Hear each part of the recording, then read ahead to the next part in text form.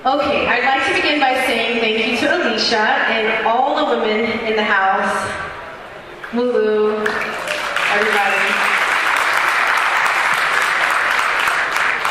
Lulu, we really appreciate you. Thank you for all your hard work. Please, let's give her a round of applause.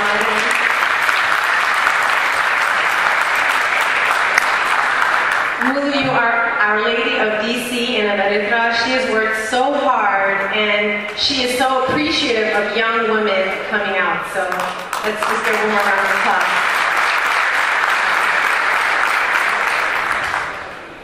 The fact is that the majority of my generation who are raised here in the United States, the Eritrean American youth and young adults that were born here are either celebrating Eritrean independence with PFDJ, PFDJ, or the majority of our generation are not interested at all. That's why I'm proud to stand on the stage with all of you. This is the beginning, but it's a conscious decision by both of us and our other Women for Change to help for change in Eritrea. I would also like to give thanks to our mothers, fathers, brothers and sisters who have fought in our Eritrean struggle from the beginning and are still standing here today to give their time, energy, and voices to see justice prevail in Eritrea. All of you that are here today, especially the Abeti people, I give you so much credit. I've only been active for very long in the opposition, although I've been active in the Eritrean community from a young age. For you guys to still be doing this, it really trips me out. It really does. Getting home, you know, you were soldiers, Tagarali, and you're still fighting. I mean, think about it. So I really give thanks. Change in Eritrea. That has been our slogan within this movement. I try not to use the word opposition, although that is categorically where we fit within the political scheme of things. And also politically, that is the correct language to describe all of us who are fighting the regime in Eritrea today.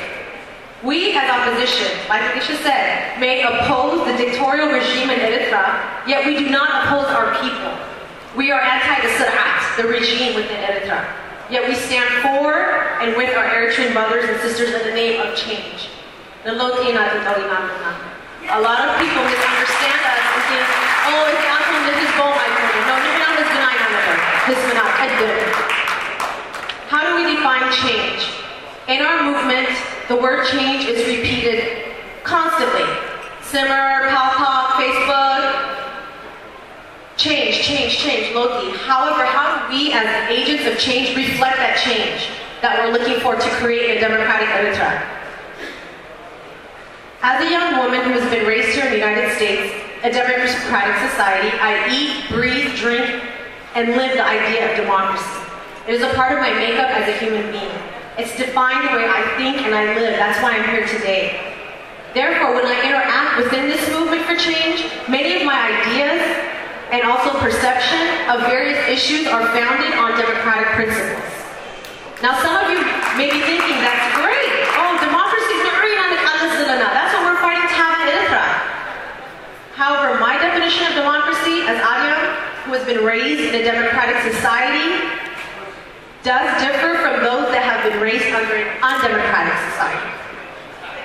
You see, my experience thus far within the opposition movement as an Eritrean American young woman has been very positive.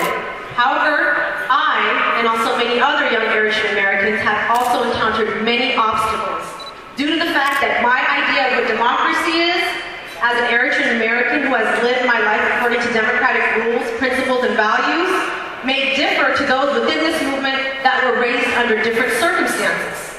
For example, let's take an individual who was raised in Eritrea during the last 2 decades or so under this current regime. These young men and women may take courses in government, studying democracy.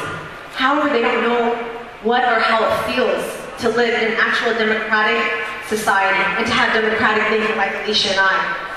Even those highly educated young men and women who attended a university such as Assenna University back home in Eritrea may have studied democracy, government, political science as a subject matter. They may have excelled in the course itself. However, they did not live it in their everyday life. It is uncomparable to those of us who were raised here. Ultimately, those of us who are raised here in the United States, along with those of you who have been raised back home in Eritrea, we need to bridge our cultural differences.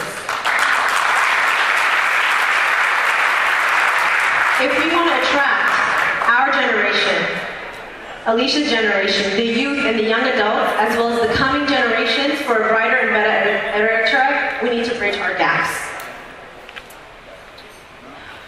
I'm a young woman who, like the rest of the young women out here today, who may not be on stage but are here for change, made a decision to join the movement for change. Even though many of the Eritrean American youth are members of PFDJ, they're following Haggadah, they're listening to their parents, ultimately.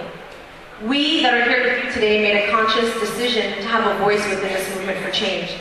Therefore, I am asking all of you here today, on behalf of myself, the young women on stage, as well as all the women in the studio that are here in the audience, to embrace us.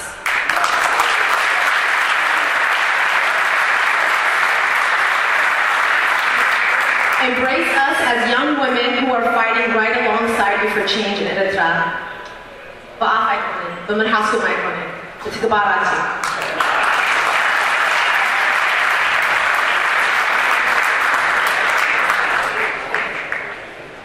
Although we have not lived in Eritrea, I've never lived in Eritrea. Have you? You haven't lived in Eritrea? No, she hasn't either. We still ask for you guys to embrace us and respect our ideas.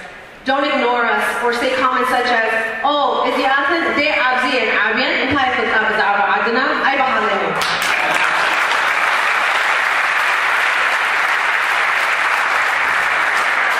We may not have lived back home or have been raised there, or had the same experience as you, but we've been blessed enough to be raised here in the United States, where we can share our experiences and democratic values within this movement and represent a diverse idea of what change really means.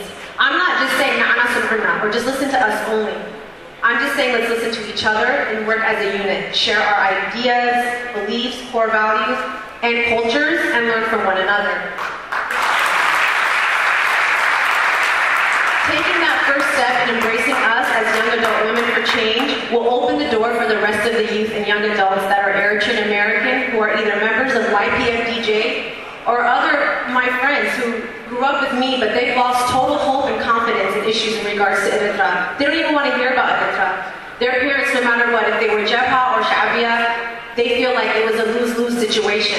And they look at me today and say, why are you doing this? Like, what do you gain out of this? But for me, I gain hope, especially when I see everyone here today.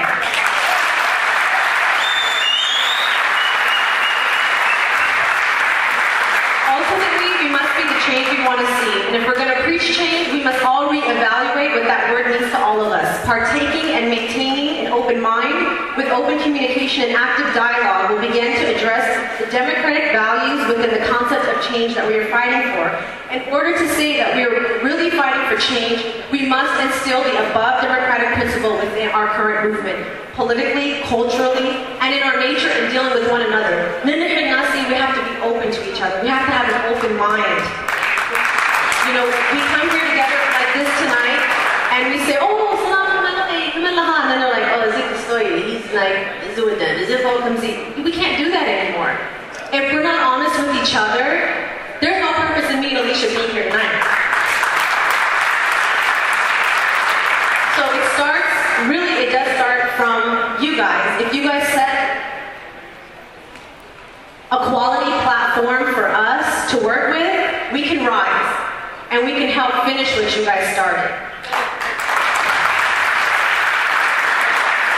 So rather than state the word change in our protests or in our conferences as an empty slogan, as empty rhetoric, we need to embrace one another and respect each other. I, Adiam Haile, am fighting for change. Real change, absolute change. I believe that this change begins within ourselves, within each one of you in this room. You go home tonight, you talk to your son, talk to your daughter, talk to your nieces, talk to your nephews. Say there was an Adiam, there was an Alicia who grew up here like you, who still cares. Regardless of our backgrounds, everyone here, if we can remind ourselves to be open and honest with one another, no matter our differences, no matter what our age is, this is one struggle, one movement for all.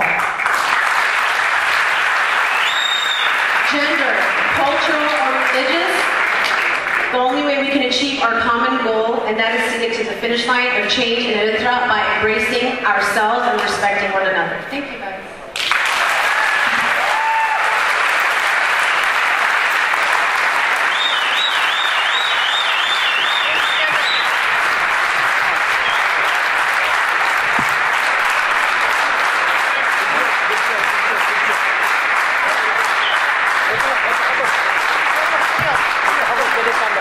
You guys, before we leave, we were just going to give you about 2 minutes from all of you.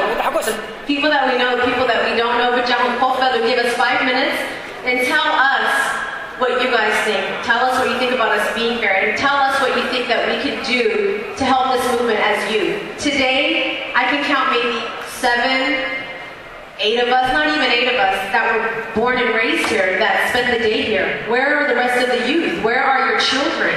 Are your nieces and nephews? I mean, what's the purpose? I mean, if this is a retreat or a getaway, how could you know that? Because that's not why we're here. We're not here to meet and just mingle. We're here because we want to take action.